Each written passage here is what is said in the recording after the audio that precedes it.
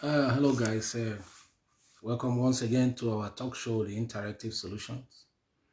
And today we'll be talking about mental health, how we can create the necessary awareness and support system. Mental health is something that many of us do not even really understand. The implications for both the person, the society, and probably everything that surrounds it. Today we're going to try to unravel the myth, the mystery, and the possible, truth concerning this issue of mental health.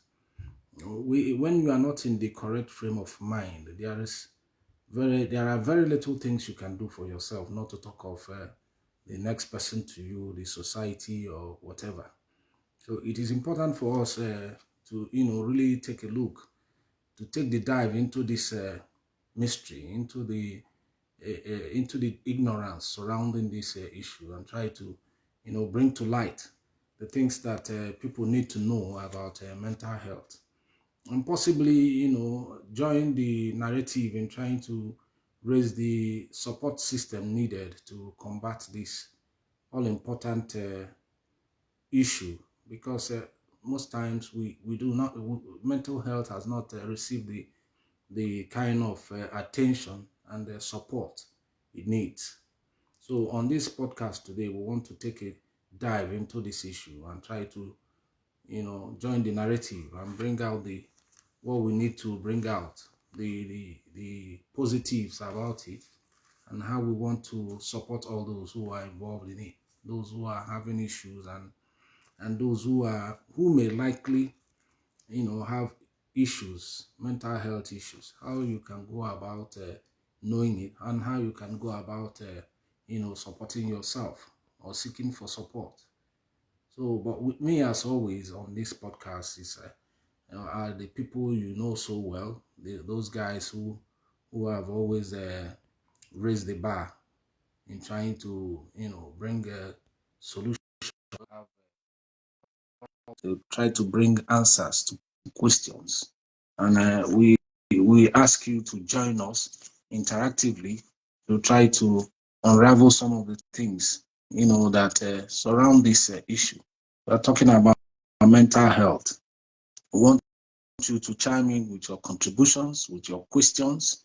They go a long way in helping us, to bring a solution to those who need it, answers to questions that continue to linger.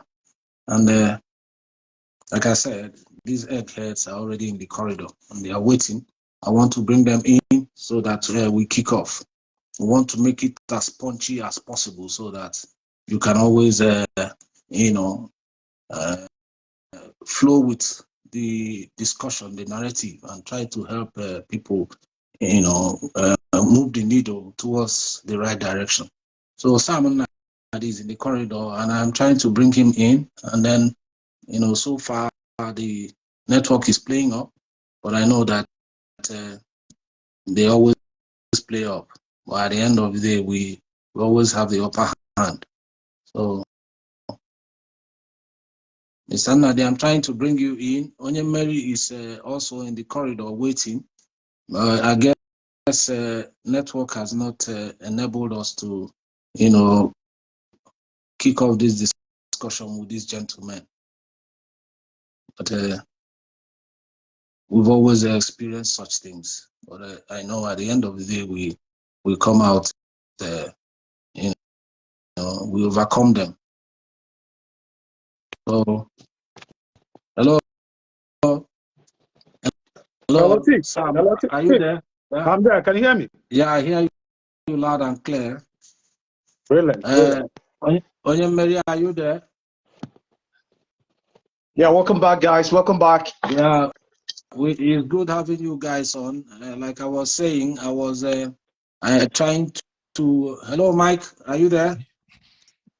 Yes, No, brother. the big Yeah, man. I hope we all had a wonderful week, and then, at the end of the week, and the beginning of the week, we come together to try to, bring to dissect punchy issues and try to see how we narrow the circles of ignorance and expand the boundaries of knowledge and understanding. That is what we do here every week. So I we see. are going to kick off. I Yeah. see. Sorry, Osundo. I see. Chidozie is not wearing his hat Ah, today. Yeah. So he come in I serious, think right? he, Chidozie, you he always he's watch it all back. the time, bro. You know that, right?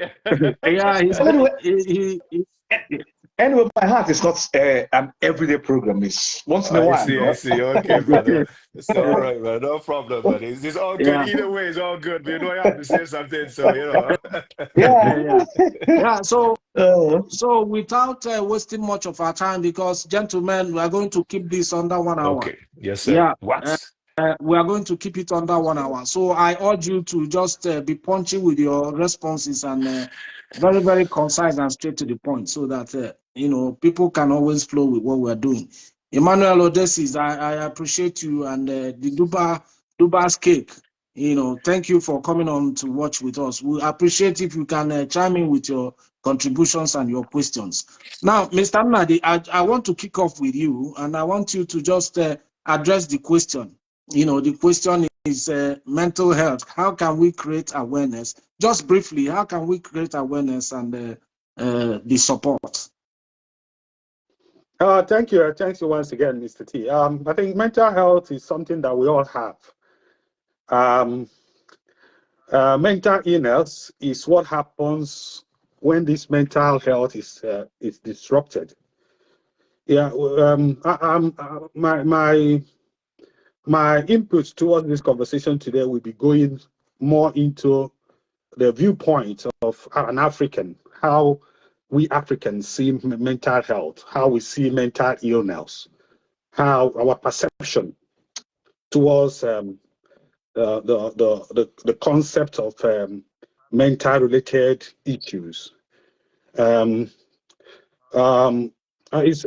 a very important topic that I think I'll keep it there so that I'll let other people speak. But my point will be more on how we Africans the misconstrue of mental cycle, mental health, mental illness, the way we perceive those who have mental health, like people seeing people who commit suicide as those who are weak or those who are stupid, without actually knowing the background, what needs to be done, what are the aspects of this illness that needs to be actually addressed. So I'll leave it there so that Thank you very much. yeah. Thank you very much, Mr. Nnadi.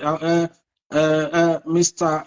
Onyemeri, I want you to specifically, what are the mental health situations we are talking about? What are these specific mental health situations we are talking about? Can you just, do us a favor by, trying to give us a very, very brief and concise, explanation of some of the mental health issues we are talking about here? I think it's very interesting seeing brothers around today. I mean, Yeah. this wonderful question is something that is amazing because, as my good brother has already mentioned, that mental health prevails everywhere. Everybody has mental health issues, and it's just all about our social and psychological and emotional well-being. Everybody has this issue, and then how it affects us, and then these mental health problems are all over the places because we can educate people about their mental health, and unfortunately, many people are not cognizant of the bad effect of mental health. They are prevalent and they're everywhere. And then what we can do is to narrow it down to what we normally do without even knowing it, that causes some of these mental health issues. And then this you can see that social media today, people begin to live a life of competition, in the sense that we're always pursuing perfection. We want to be perfect in everything we do, and then also we engage in this subtle unbroken chain of competition, and all this competition of acknowledging our achievement and all of those things. We are adapting to societal pressure about all these things, and then it is invariably affecting our mental health, and people don't even know. Without good mental health, we can be here. We cannot be talking well, and we cannot be engaging the public because it's something that is lying within us. So this issue I've just mentioned are some of the things that are popping up, issue of mental health in our life. And because people are vulnerable, like he said, when we talk about weakness, weakness is different from competition. And when we compete unnecessarily, it can evoke these uh, uh, uh, uh, things that are related to negative mental health. I want to see, I want to keep it in two direction or two dimensions. From my point of view, I want to keep it in negative mental health, but also positive mental health. There is the positive mental health, whereby we can see that we can make mistake. Life is not perfect, and then all these emotional things we are pursuing, it's not what we're pursuing. We can learn from good and bad experiences, and all of those things are what I see as positive mental health. We can make connections with people, and then we can also acknowledge that we fail in a particular thing. That we failed in a particular thing is a very good thing, and then we can also take responsibility in making something happen, that in correcting something that led to our failure. But also the negative side is just these things that we are projecting a lot about ourselves that are not genuine and that are not real, that are not, for me, to some extent, not something that we have to be promoting. And also, I categorize this mental health into two different ways: individualistic causes and then collective causes. I stay here. Thank you very much. Thank you very much, Onyemiri. That was very, very punchy. Mike, there are misconceptions about mental health, in the society. Can you walk us through some of these misconceptions? Because many people do not even understand what this, whether they are in good mental health or not. Yeah. Some misconceptions, just like Mr. Nadi said, and Onyemiri said, people go about when somebody commits suicide, they can, explain it as something that it is really not. But when we explain some of these things, people can begin to understand actually what the mental health situation is all about. Can you address some of the Yeah. misconceptions surrounding mental health in the society, please? Yeah, so I mean, when you start talking about mental health, obviously you're talking about the mind. That's what we're talking about. A healthy mind or an unhealthy mind. And and what the guys were actually touching on, and is a like with most things in life, is a fine line, between an active, healthy mind and, let's say, an overactive, toxic mind. And that's the difference actually between a healthy and unhealthy. In one case, it could be a mind that functions at a normal level of working, curiosity, growing, um, getting pain, overcoming pain, fear, overcoming fear, joy, sadness, all of the range of emotions go on in a healthy mind. Trials, tribulations, triumphs, and trophies. Um, so this process is a very delicate, I don't want to say fragile, but a very delicate process. But an unhealthy mind is a mind that does not process um, external stimulation, um, and emotional stimulation in the right balance. There's imbalance and unbalance between a healthy and unhealthy mind. So, as you guys were saying, life will always have challenges and conflict in it. As we said before in the past, it's a must. But the problem with an unhealthy mind is that there is an inability to process and perceive in a way of growth, so that a situation will come upon an unhealthy mind, and the mind would rise to the challenge potentially in one way. You can run away from it as well, but you may rise to the challenge. But then when it's time to sleep at night, or when it's time to forgive, or when it's time to be understanding or be compassionate, or when it's time to say, okay, enough of this journey that my mind is going on. Let's switch now back to looking after my family, looking after myself, and eating right, resting well, exercising, achieving my goals. When it's time to do that, the unhealthy mind doesn't have that processing power. So it sticks on one line, on one journey, on one groove. And that groove eventually turns into a pit. like a rut in your road. And then when they fall into that, it's very, very difficult to get out of it, because you get into this sort of tunnel vision type of behavior where everywhere you turn is the conflict. Everywhere you turn is the conflict. So there's no light, there's no joy, there's no release or relief.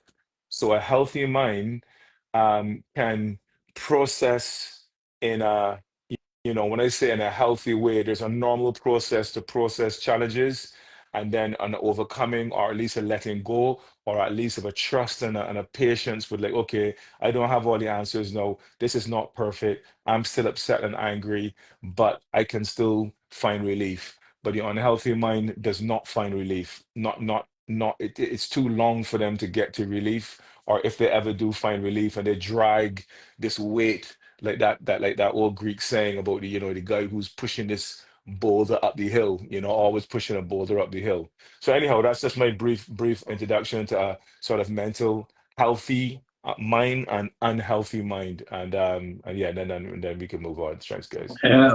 Thank you very much, Mike. Thank you very Yeah. much. Unhealthy and healthy mind. That is the two sides of the coin of mental health. Mr. Nadi, would you think mental health is important for all ages? Do you think mental health is important for all ages? Yeah, Mr. T. I think the important thing for us here is actually dissecting the process of how people actually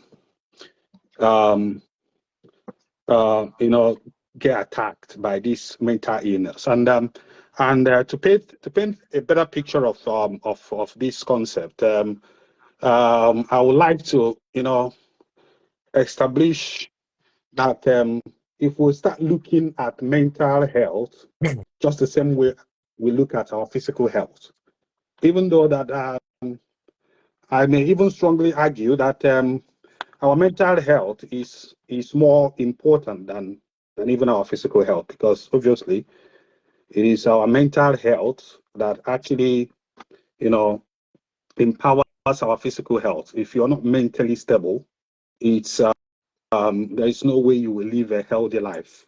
If your mentality does not tell you the best food for yourself, that is when, or that it doesn't tell you, it doesn't make you accumulate, like Mike have just mentioned, the stress level on your average.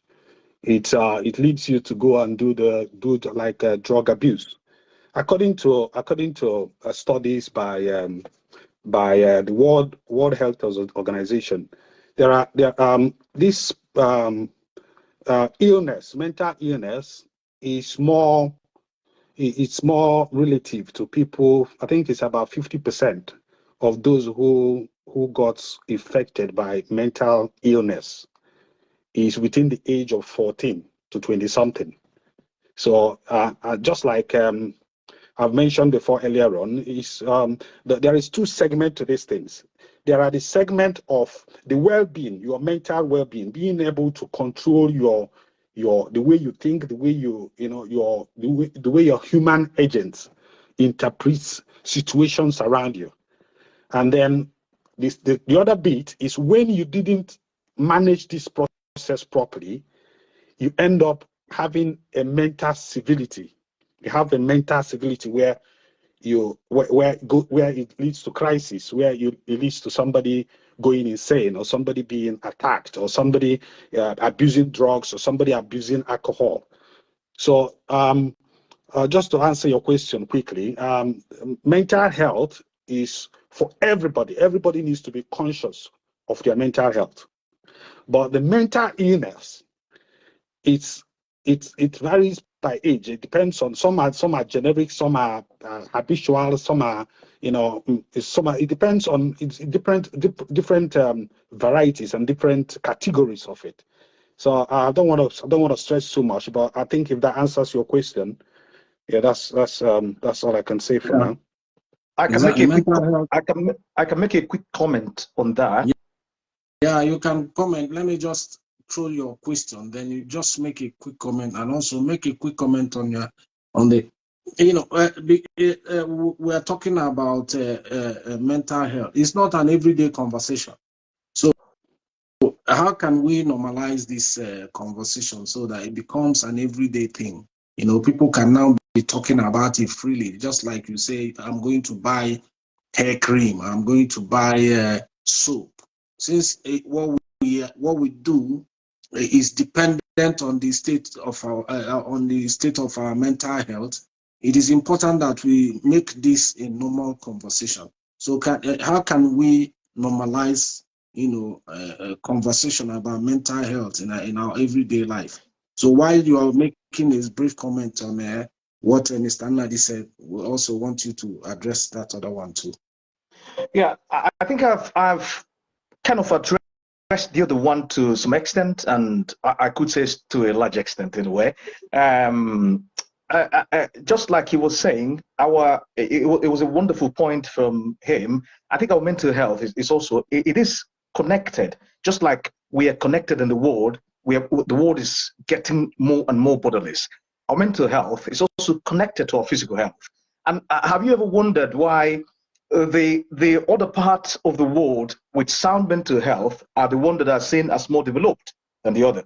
Because one part of the world normally promote or project the physical aspect of health without even being cognizant or checking the other mental health issues that one might have. And then all these unchecked mental health issues can lead to even devastating effect in the future. That's why I talked about positive and negative mental health, and then individual and collective mental health. We live in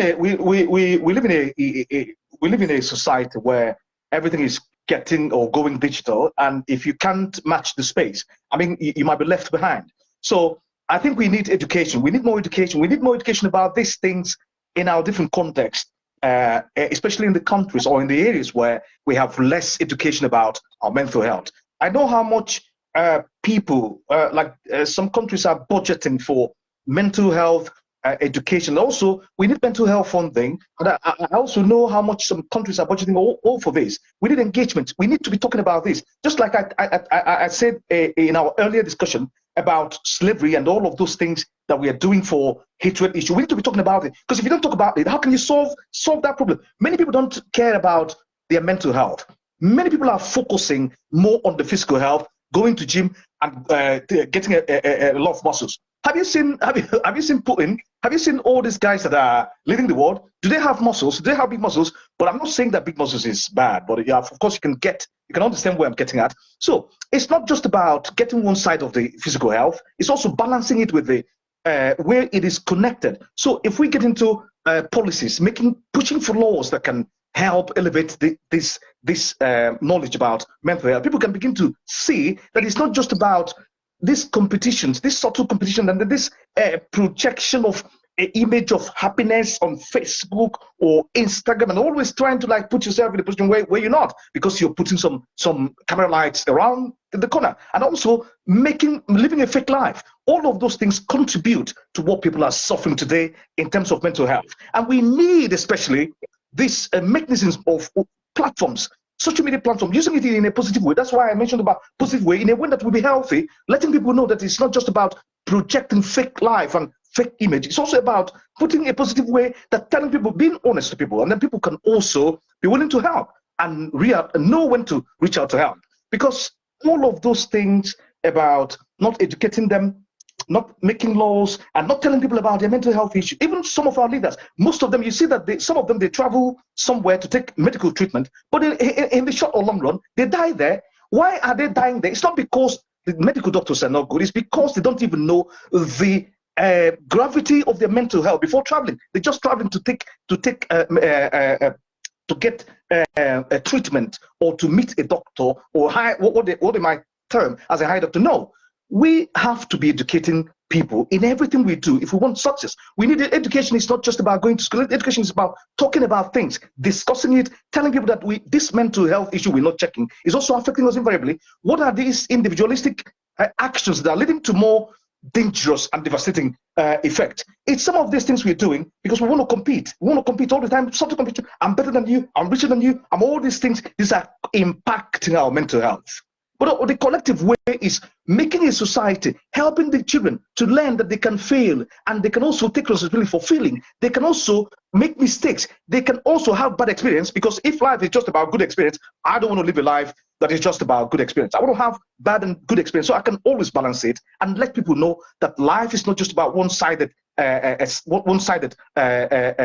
event or one-sided way of seeing things. So if we are able to do this and connect them, making people to understand that our mental health is even more important than the physical side, because the mental health drives, even though they're connected, it motivates, it drives, it is the propeller and it is the gearbox of physical health. I stay here. Thank you very much. Thank you very much. Mike, we are talking about raising awareness and then possible support for this almighty mental health.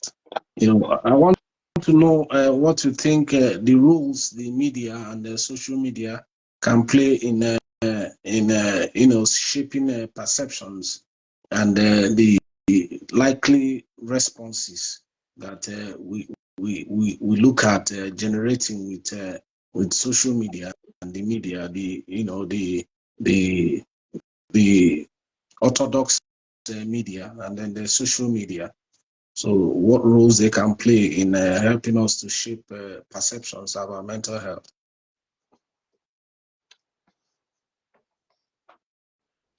Hello, Mike. I think Mike can mute himself again. Hello, Mike. Yeah. Yes, I got you. I just unmuted myself. Yeah. Yeah, I mean, I had a few comments on what Chidozie and Sam were saying, but before I get into that, in terms of social media and raising awareness, as Chidozie was saying, as everybody knows, social media is like, it has a whole array of information out there, and there's a lot of studies on what you call it, an information there's a word for it, but I forget the actual term. But basically, there's too much information out there on social media. There's so much that people get pulled in all different kinds of directions. And I think that the really important thing is for people to realize that the state of their mind, what you feed your mind, is what's going to, create a healthy environment. I mean, the environment within this environment. And so it it's more, I can hear an echo for some reason. It's more you being mindful about what you engage with on social media, because you can't really look at social media being responsible, because they're not. They don't care about how much information out there. They just want to provide platforms for people to engage, period. And as you know, they have people from Nazi sort of hate makers. You got politicians, you got pedophiles, you got the dark web. There's so much out there. So I think each individual has to recognize the value of their mental health, the value of the information that they consume on a daily basis. So that's why a lot of actors and a lot of big speakers, they are mindful of listening to too much rap music, for example. Use of a certain language is not good for the psyche, because some of it promotes too much negativity, or too much social media, even just period, just putting aside social media completely and sitting outside in a park or in the garden or on the floor, and trying to and light a candle and just watch the light of the candle, or just focus on a flower, or just like have a mindful practice. So I think it's more important for all individuals, every single human being in the world, to realize that their mental state is their responsibility, and you are the only one of the ways to create a healthy environment is to expose yourself to as much healthy situations, social media wise or not, as you can. And obviously, when you go to work or you face real life, there's lots of external pressures and situations that will challenge your mental state. So when you go through your day, before you start your day, you should find time before you leave the house, before you even engage with your family. You should have a practice where you find yourself, you find your truth, you empty yourself, or some people might even say arm yourself, but however it is, but you have a practice at the beginning of the day to get ready for the day. Not just brushing your teeth, not just doing your push-ups or your sit-ups, or or even if it's something like praying, even if it's something like watering the garden, something that creates grounding, something that creates peace, something that helps you to connect with your valuable self, and you recognize that value that you have as a human being. And then equally at the end of the day, a practice where you let it all go. You let it all go. I don't care what happened today. You let that day go, so that when you close your eyes, you disappear. The you that has to socialize in public and deal with X, Y, and Z challenges, that the ego that has to represent itself at work and create a space for itself to be strong and seen and learn, all of that. When you sleep, it is like a reset. And that's why sleep is so important and rest is so important, so that you can reset and become another human being the next day, a stronger version, a better version. And so, as Chidoze was talking about, as we spoke about that competition, and if there's any competition you want to be in, you can compete with your own self. How can I be a better version of myself than I was yesterday? And that's the healthiest competition you could be in. How can I handle that guy or that girl or that situation that annoyed me, that made me lash out and angry? How can I rise above that or face it and overcome it? And I think so that social the question is interesting, because social media is a blessing and a curse. And so that just to specifically answer the social media question, be mindful of what you engage with on social media. As Jose was saying earlier, and Sam was saying, because when you're seeing all of this so-called fake perfection on social media, it is just that, it is fake. So, and even if there was some truth in it, that is somebody else's truth. You know what I mean? So Yeah. you need to connect with your own. And just one other thing I wanted to mention, just to speak back to the whole mind and body thing. There is enough evidence out there, and I can explain it quickly, that there are three minds in the body. And there's a mind in here in the brain, there's a Yeah. mind in your heart, and there's a mind in your gut.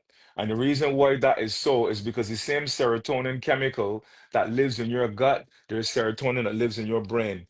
And the oxytocin, which is the chemical in your heart, also they find evidence of oxytocin chemicals in your mind as well. And so that's why it's not about building muscles in the gym. It's about using body movement, right? Using your body's movement and using what you eat as well and you feed in your gut, in order to enhance these three minds. Because it's all about harmony.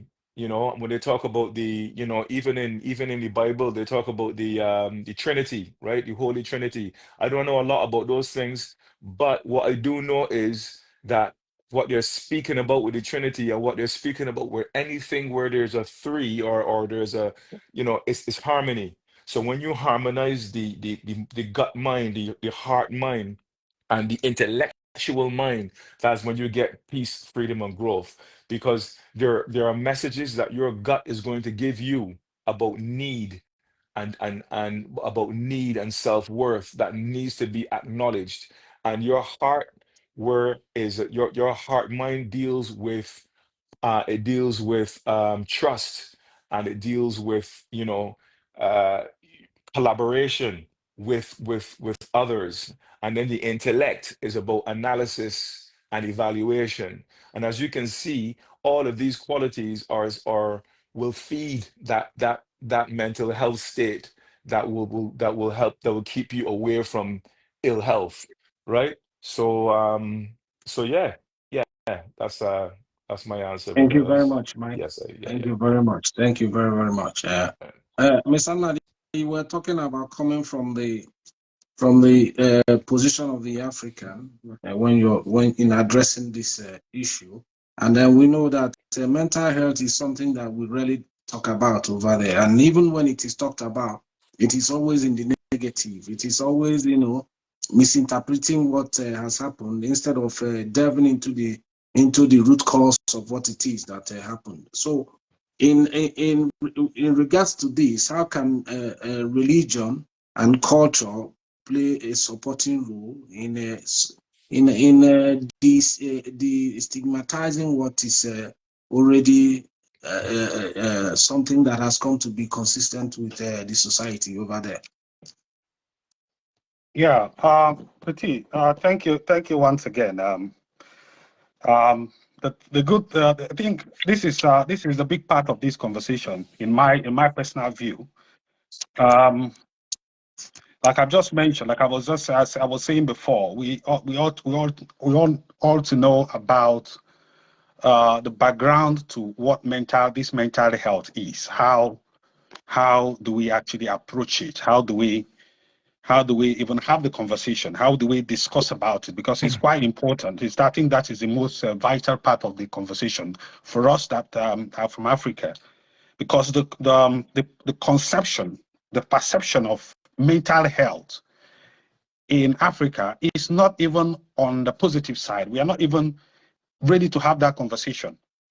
We are not even ready to discuss that that just the same way we need hospitals in our villages, we even need more psychiatrics, because the stigma that has been placed on people having a mental health situations is and all of these things are being fed, being promoted by some of the outdated cultures or even religious practice.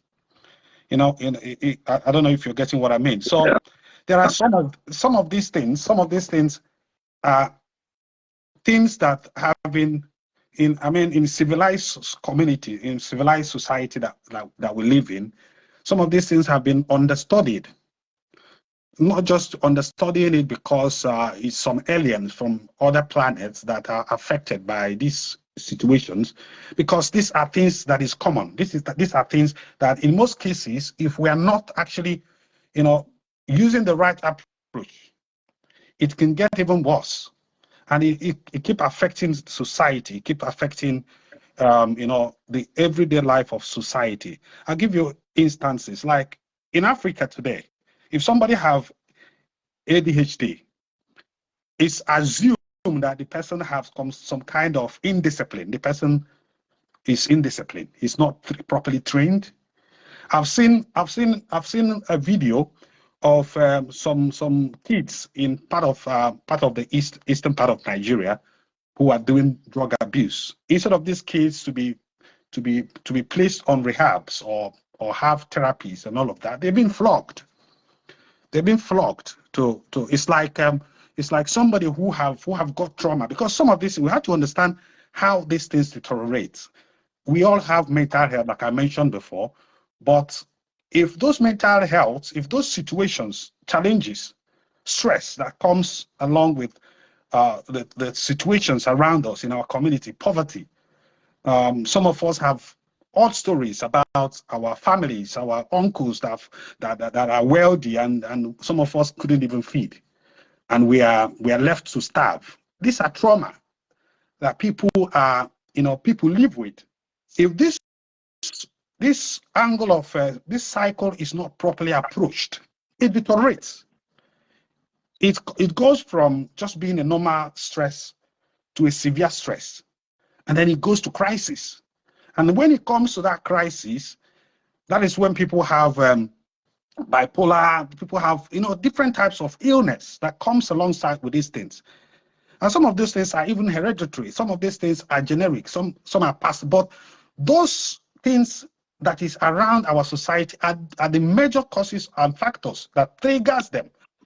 But when those things are being triggered, instead of the society to see these things as human ills, just like if I have headache, if I have stomach ache, people sympathizes with me or even pray for me to be healed. it's either seen as oh, this guy is weak, this guy have got spiritual problems, this guy have got they conceive in a different dimension. You know what I mean? So it's something that the conversation that is very, very important. A lot of things that is allocated to mental health or mental illness is in most cases in Africa being addressed in a superstitious direction. It is not being approached as situations, just like people are hungry, just like I mentioned earlier on, and these things are one of the key factors that have been affecting even our productivities. It affects literally every part of our lives, because somebody who is not mentally stable, there's no way that person will be productive, even in the workplace. Even in his family, there's no way the person will have a very successful family. This conversation should be the peak of every conversation back home. If in the Western world, in the UK, and it's quite surprising as well. Like, it's something that you ask yourself: is this an irony that in the UK that most of the mental health hospitals and mental establishment in the UK are actually being managed by Africans? But when it comes to us, it seems like a blind spot, and this conversation keep going. And I think what is very relevant and very important as well, like our brother Chiedozie have just mentioned, I think it's about education. People tends to assume that maybe somebody is a PhD holder, somebody is a professor, he's now an institution of some of this conception that these things that I'm mentioning are even people who have education. See, they doesn't understand these things. People, as I speak to you now, see psychiatric hospital as a place of trauma, place that people should not associate with. I can vividly tell you that if you go to the city of Enugu, you cannot count how many psychiatric hospitals that is in Enugu, because of the stigma, because people feel like you don't need to be mad. You don't, even though the society itself is the one that infuses this distress, this poverty, this disintegration, this crisis, war, political turmoils, and all of that are the things that actually infuses this stress, this what do I call it, burnout from us. So I think for us as an Africans, we need to start reevaluating situations around us.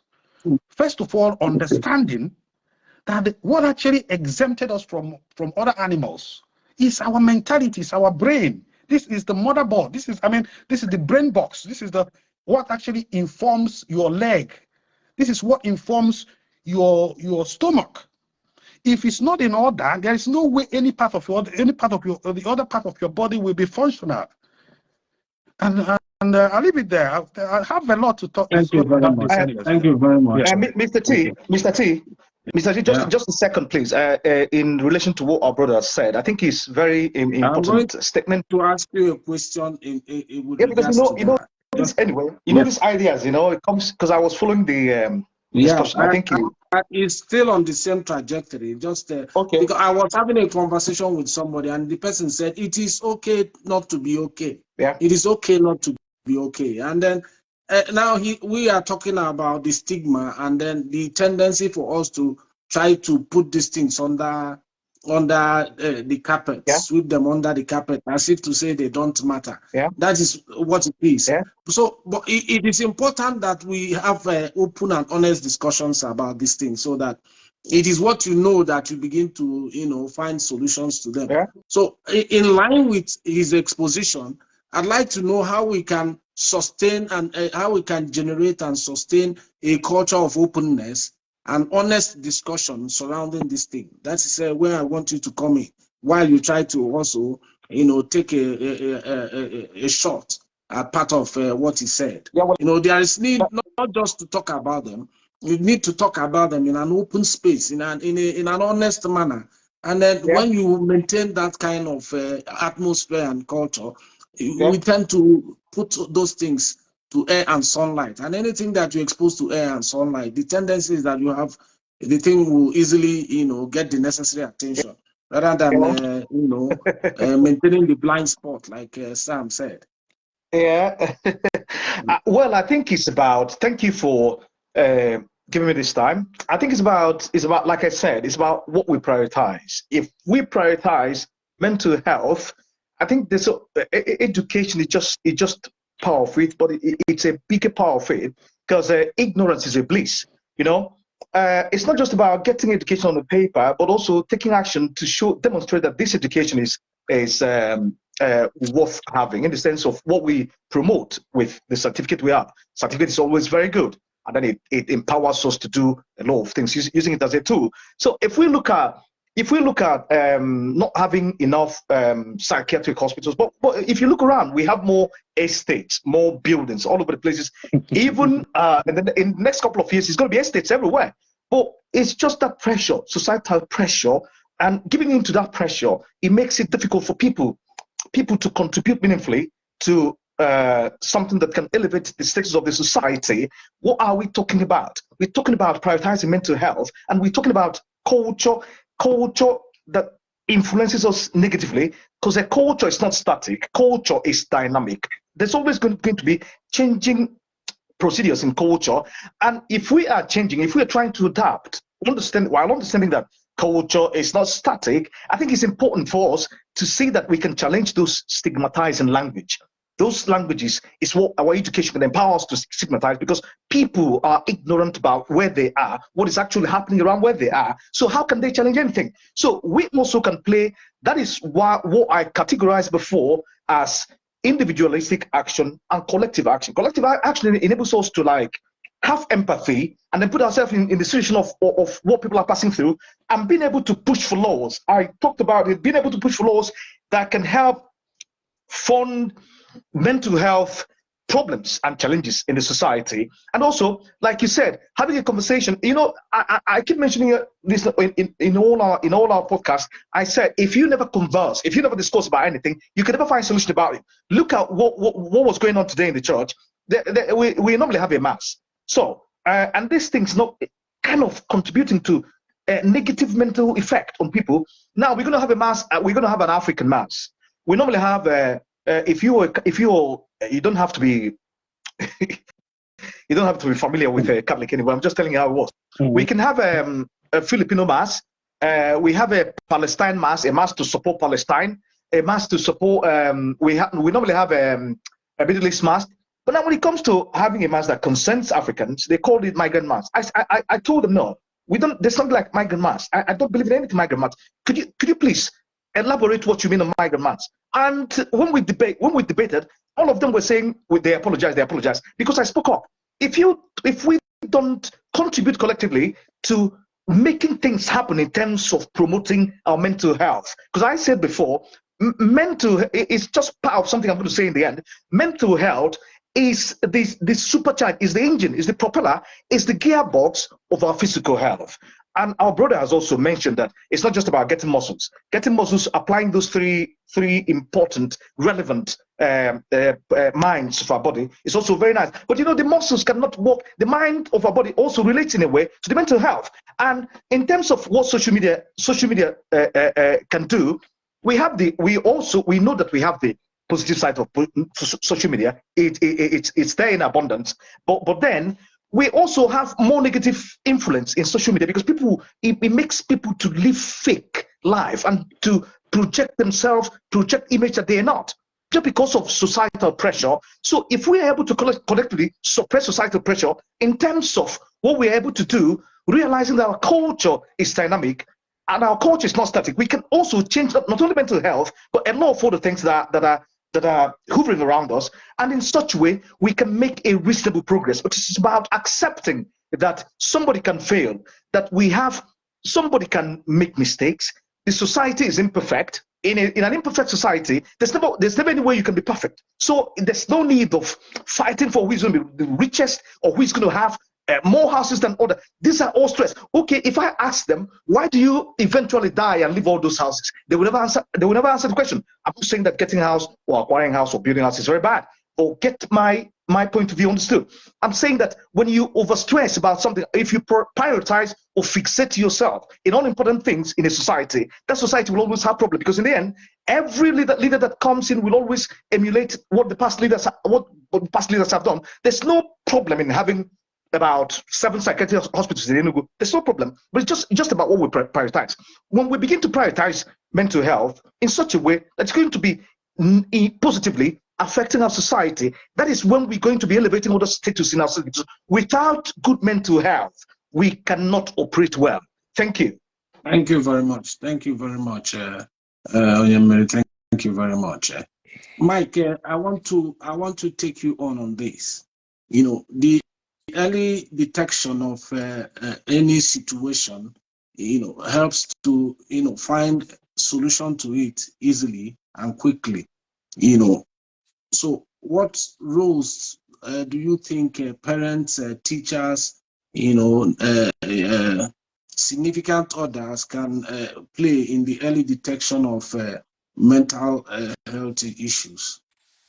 Yeah, I mean, as Chidoze was saying, that, like everything, life is dynamic, and there is no real. I mean, yes, in some cases there are easy fixes for things, or I could say, not use the word easy, but there are small little differences that you can make in people's lives from a very young age. For example, if you're a good parent and you observe that, and you have, let's say 2 or 3 kids, and you observe the kids' behavior at dinner or when they're going to bed, or some of the things that they say, you can use simple acts of reassurance for your children. If you're a teacher, if you're whoever, you see that one child doesn't like to sort of have his food even on the plate in a certain way. It doesn't, you don't want his food to touch the other food, and some parents will say, oh well, you just push it together and ignore what the child or the vulnerable individual, or the sufferer is going through. You don't ignore, you see, and that's, I guess, is the small things. So don't ignore a cry for help, or don't chastise a person or individual for being different. And so as a parent, or as a family member, or a teacher, or a priest, or a doctor, anybody, be just be recognized, to recognize that because life is so dynamic, and because when we are born, we are all born with a different, a unique DNA. I mean, we have DNA coming back down, thousands of years from our forefathers and our parents, and we have our own DNA, which will make us our own unique individual. So allow that uniqueness. I'm not trying to say to enable behavior, I mean, antisocial behavior or criminal or whatever, but, see things that make people different, and help them with their differences. And so that they can recognize that there's always a way for coping. Because at the end of the day, all mental ill health comes from an inability to cope.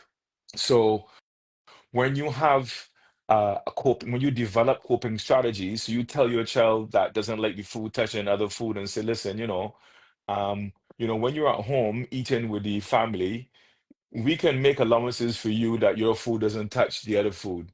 But you know that when you go to big school, or you go out in the world to restaurants, you socialize, or you go with your friends, people might start to like look at you and pick on you for this. So you may need to like realize that it can't always be your way.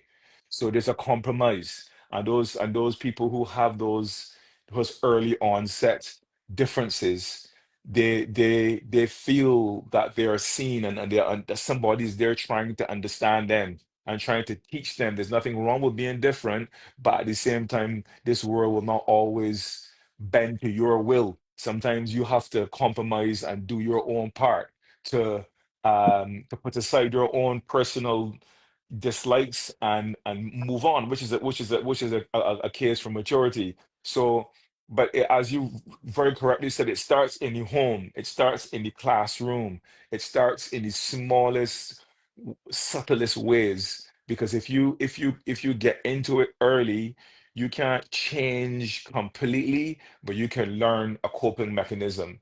And so, and I know that the situation in Nigeria is, as Sam was bringing up, is, and they don't know what the political system is right there in that particular country. But even in the UK, mental health is a big thing, and the stigma is also a big thing. People in the psychiatric hospital and how they're looked after, and they're looked after in a way because there's a system put in place to cater for people who fall through the cracks, is what we call them. People who don't go straight from high school to university to college and get a job. People who are, again, who are born with some the way they process is different to the way other people process. And if they're dealt with in a certain way and they're looked after in a certain way and they're given responsibilities and taught in the right way, then they can make a handle to this life. You know what I mean? And it's interesting, as you said before, because I work in the mental health industry. I work with lots of guys from Nigeria who are assessors, mental health assessors, support workers, and all. And the only difference is that back home where they come from, there's not a system put in place for these talented people to to do the job. And over here, there's a system. The system is not perfect, but there is an existing system, and that's what is lacking in certain countries. There's not an existing system, existing part of the government and of the institutions that deal with mental health. And as long as that gets established, then then those people would be looked after in a better way. Awareness would be increased. There's a World Mental Health Day, and people might look at this as just a way to, like, advertise on social media. But as we know, all it is just trying to bring more awareness to a reality. And the statistics say 1 in 3 people in the United Kingdom, 1 in 3 people suffering from mental health illness, and not necessarily something that you are born with. Some are born with it, some pick it up from stress. But as you say, because the mind is such an active, tool, an active being, that there's so much that it consumes, that if you don't filter it out properly and process it properly, bam, one week you good, next week, you in a prison cell with handcuffs on, or in a, or in some kind of institution. It's as easy as that. It's as easy as that. Because all you gotta do is Yeah, lose your composure at the wrong place at the wrong time, and all of a sudden, wow, what's up with this guy? You know what I mean? So yeah. yeah. Anyway, Thank you very much, Mike. Thank you very yeah, much. yeah. Mr. Nadi, I want to ask you quickly, how can we deploy technology to both raise awareness? Because technology is the in thing these days. A whole lot of things are happening in the world of technology, AI, ChatGPT, cloning and all those. These are things are now coming up, and they are coming up on a very, very large scale and very, very speedy at the same time. So how can we deploy technology to both raise awareness and the necessary support for in mental health cases?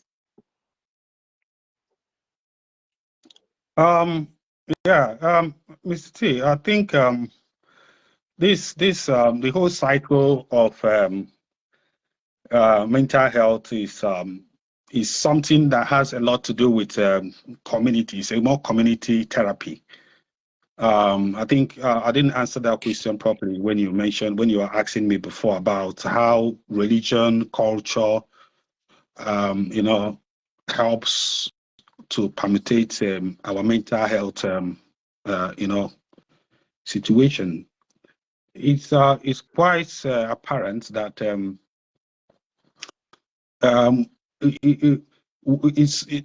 things like what we're doing, like what the conversation we're having today. I'll give you an instance of what I'm trying to explain. I think sometimes most of the things that trigger these mental health situations could be toxic relationship, toxic, community or friend that you keep around yourself. And the thing that technology have helped us today is that we are able to, network. That he's giving us options that we're not supposed to be stuck with an environment that is not suitable for us. Mr. T, I remember how many times we do chat some days. I can sit down here and my best friend will be somebody from Nigeria. I can sit down here and my best friend will be somebody from America. So it gives us a better option that if an environment where you are is toxic, with the social media, which is the benefit side of the social media, we would be able to, expand our horizon. We'll be able to expand our network. And the most important one is actually the information aspect of it, because I believe that the key factor to social well-being is people being informed, because this concept is relatively new to us. We care so much about our physical health, care so much about our everyday life, spiritual health. At some point, we care so much about all of these things, but we don't understand that we don't even seems to be concerned about the powerhouse, the one that determines how all of this health will be effective, which is our mental health. And it's more like this social media, we being able to bring up this conversation, discuss this conversation, having a more unfiltered, unsentimental, discussions about it. So people around us will actually see that they are not alone. I was listening to Harry, the son of, grandson of the Queen, when he was discussing about his struggles with mental health. And for us that lives in Africa, when you there are these challenges around you, and you feel like if Harry, with all the things that is around him, wealth and all of that, is bold enough to come up to say, I have mental health issues, it should be some kind of what do I call it? An encouragement for us to speak up, for us to be able to don't hoard that bad toxic situation that is around you. I think most people are worried about this. I think I'm a bit digressing, but I think if you allow me, I think I want to make that point. You can wrap up in a 1 minute. Yeah. So if we are able to, don't hoard those things, because like I mentioned before, if this mental well-being, it has a process, just like every other sickness. If you harbor that your distress, if you keep it so much in your body, it deteriorates to another stage, which could actually lead to you having crisis, you ending up in that psychiatric hospital. Understand? So it's all about we bringing up this conversation, we being able to discuss these things that is affecting us, these stresses that we have within ourselves. I think is that the best part of it, being able to build a community around us, and with the researcher using the positive side of social media to be able to network, to find the best people that actually, because the one thing I always say to a lot of people, you cannot be friends with anybody, you cannot be friends with everybody. You find people who shares the same, who shares your ideology. You find people who shares your view, and you will be able to network with them. So I think I'll leave it there. Let me not take so much of the time. Thank you very much. I think I'll be making my last statement because of the time. I will ask you a question, then you can make your last. Okay. Now, Okay. you were we want to talk about the support system and access to mental health care. You talked about something like policy. You talked about something like you mentioned policy specifically. Yeah. About putting up the right policy to help improve this. But I know that also access to all these things, it can be enabled by policy. Yeah. But in a situation where you have people who are also not mentally stable, they are the ones who are supposed to do this policy. Do you think that people who are not mentally well can supervise a system that is supposed to bring a solution to a problem? For example, you talked about something about, and even Mr. Nadi talked about a situation in Nigeria. You come to think of it, so many of these guys are on drugs. So many of these leaders, so many of these legislators are on drugs. So do you think they will be in the right frame of mind to bring about policy and institutions and legislations that will improve access to mental health? Well, anyway, thank you so much, Mr. T. I mean, that's an amazing question. But just the shortcut of the approach is just it is incredibly not possible, because this thing is affecting us to a large extent, because some of it's not just about making policies, it's about implementing policies. If it is just about making policies, I will give Nigeria the most developed country, or some of these countries the most developed in the world. But what makes policy outstanding or wonderfully amazing is the power to implement the policies. Because if we push for those laws and implement them, it can help ameliorate or alleviate a lot of other issues we're having about mental health. Because apart from mental health, just like our brother mentioned, but I didn't want to get into it before, just as he's touched, we still have our physical health, we still have our spiritual health, we have our economic health, we have our political health. And our political health is where we can also comment a lot about all this. Because I feel what you're saying, I feel it so much that it is so enthusiastic that it is something that we can delve into a little later to discuss a lot about it, because it's something that opens up a lot of canker worms. It opens up the Pandora's box about what is actually happening when you don't have a sound mental health. How can you make a sound policy for the people? And then when you don't have a sound mental health, how can you make a sound policy and implement the sound policy? It's virtually impossible. So what I'm saying is that you've done a lot well for today, and we've contributed to this discussion. But I'm going to end with this note, because I kind of deduce something from our discussion, in the sense that one thing I mentioned before is positive and negative mental health. They're very important. And then good and positive mental health, they contribute a lot to a thriving society. The society, people who make laws should be mentally sound, to be able to understand even the law they're making. Because sometimes they read just those letters, they read it without even understanding what they're reading. They just, but for the layman or people who are a lot ignorant about what's going on, they will just say that they've made a policy. But this is what we call Sharia, political Sharia, and it doesn't make any sense for me, because it's just about reading. When you read, and people say they couldn't make a policy, but in the end, they have made no policy.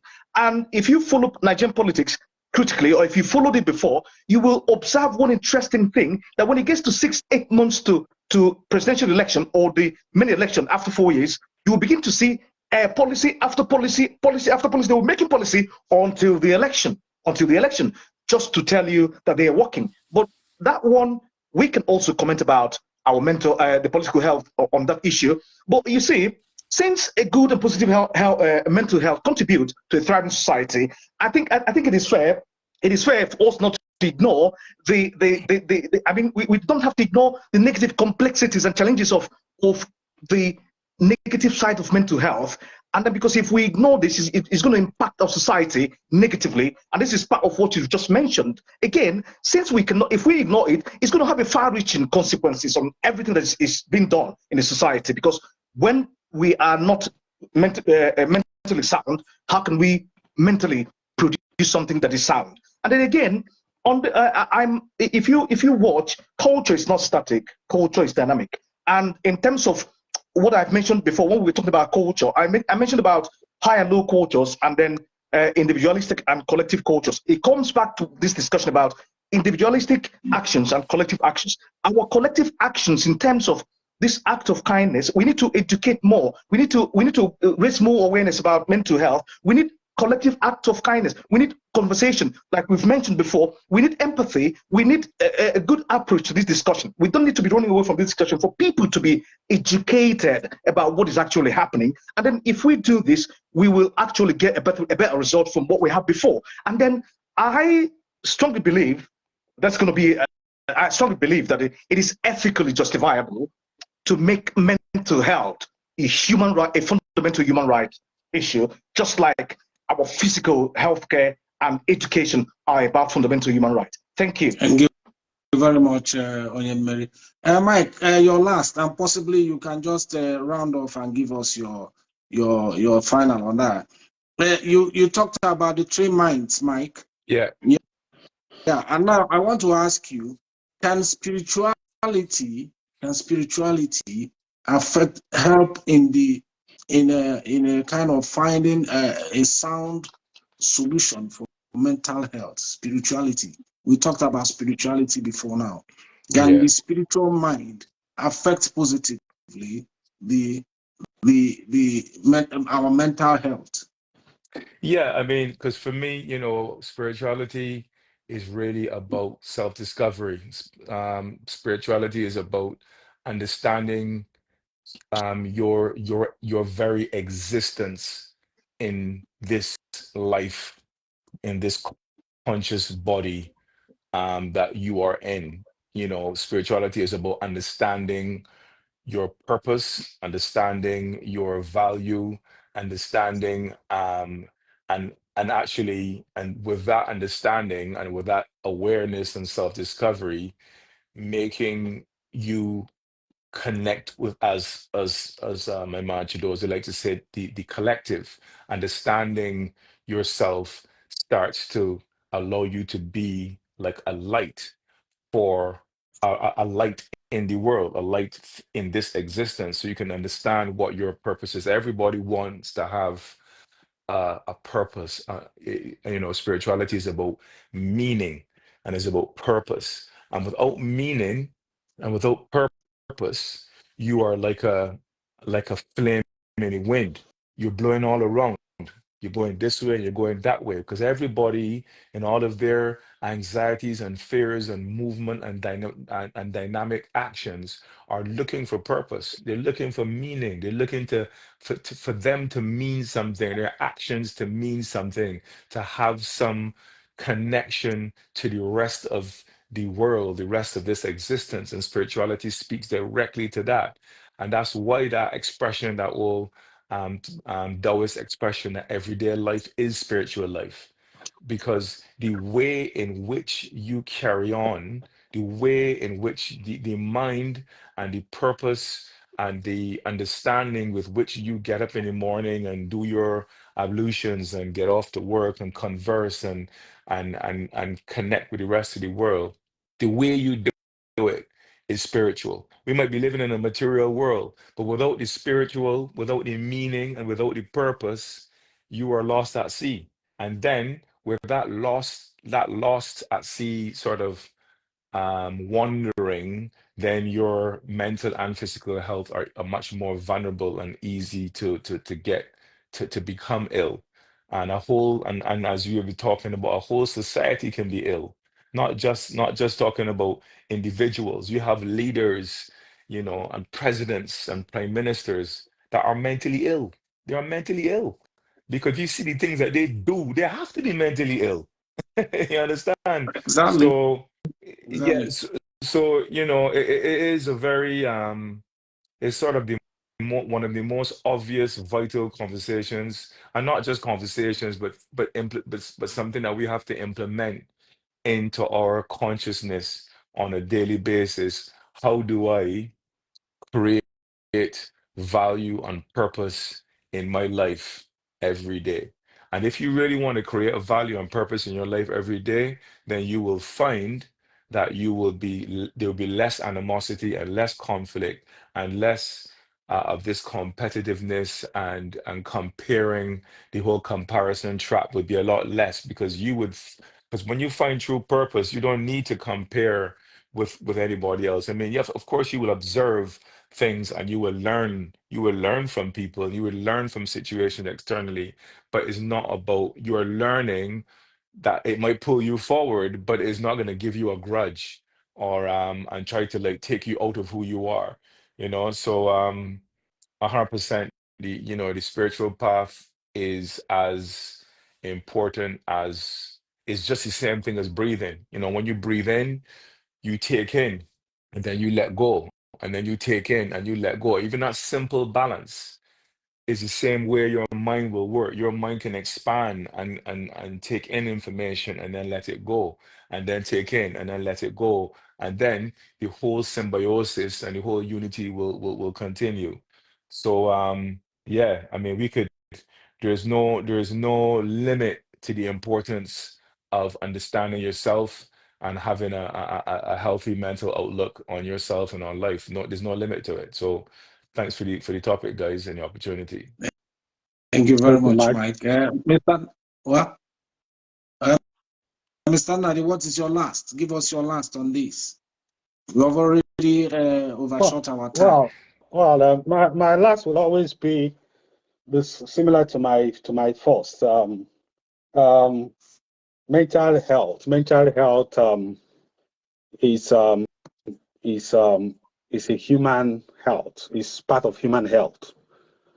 For us, so for us in Africa, we need to remove that stigma. We need to remove that that shame that we put on people because they are able to raise concern. They are able to discuss situations around themselves.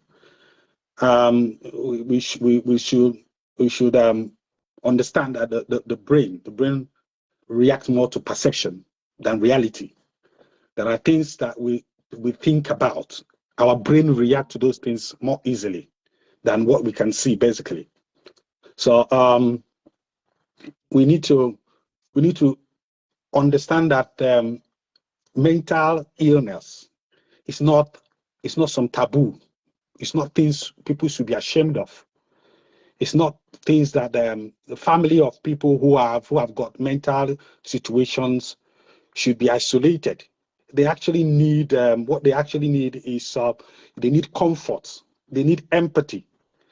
And even for those who are not even in that situation, who are not even in that crisis state, we need to understand that chronic stress, some of it that can be caused by our everyday lives or our relationship with each other, the way we the way we kind of relate to each other, could be part of these situations. We should also understand that certain signals or certain things that we see around our community, just like I mentioned before, a drug abuser. It's not literally, it's not always spiritual or people being weak or somebody who committed suicide. We feel like, oh, this guy is mentally weak. That's why he couldn't cope. As if we have given them some strengthening pill that makes people not to be depressed, or some what do I call it, a spiritual absorber that absorbs the stress that we should also understand that we're all different. A lot of us are different. Some people can absorb certain situations and they can go away with it. But in a comprehensive view, I would say that we shouldn't, because I think it's that stigma that, and it's all all of these things. It's like what do I call it? An eighth letter. It's all entangles within itself, because the more people start being conscious of their mental health, the more this awareness is being promoted in society, the more people become more conscious of their environments, their activities, like our brother Chidozie mentioned before, our politicians who are not, some of them that are not mentally sound. if that's consciousness is not promoted in society, even it seems it's more like you are actually embracing the same thing that you are avoiding, because what happens is that you are trying to scare away from being this concept of mental health being discussed, and then you end up having a mental or you kind of stigmatize people because they have mental health situation, and then you end up having a president that becomes a mental health patient because you have not actually followed a therapy system or a diagnostic system to diagnose that person when he's still in the early stage. You're not able to give them the right therapy for them to be able to not to have that mental health or mental illness. So it's all about we understanding that this society we live in is our society. We need to comprehend things around it. We need to understand that situations that affect any of us in one way or the other, it correlates to affect us tomorrow. That a man that is a man that is that is in crisis or mental illness could actually attribute something that affects us tomorrow as well. So it becomes a cycle that we all, if we don't resolve one, we miss all. So, and the last and not the least, we need to understand clearly that just like we have what do I call it, hospitals like physical health hospitals, we also need to have psychiatric hospitals that treat people when this situation have severed, when it's gone to crisis. So let me leave it there. I think I have a lot to say about this, but since we are running out of time, you guys have done noble to this topic, and I want to really appreciate the what we've put across to the audience today. I have learned myself, and like I said, this is a learning platform, interactive solution. That is what we do here. We try to, narrow the boundaries of ignorance while we are shining light into darkness and ignorance. So making people to have access to informed knowledge, informed information, or informed data.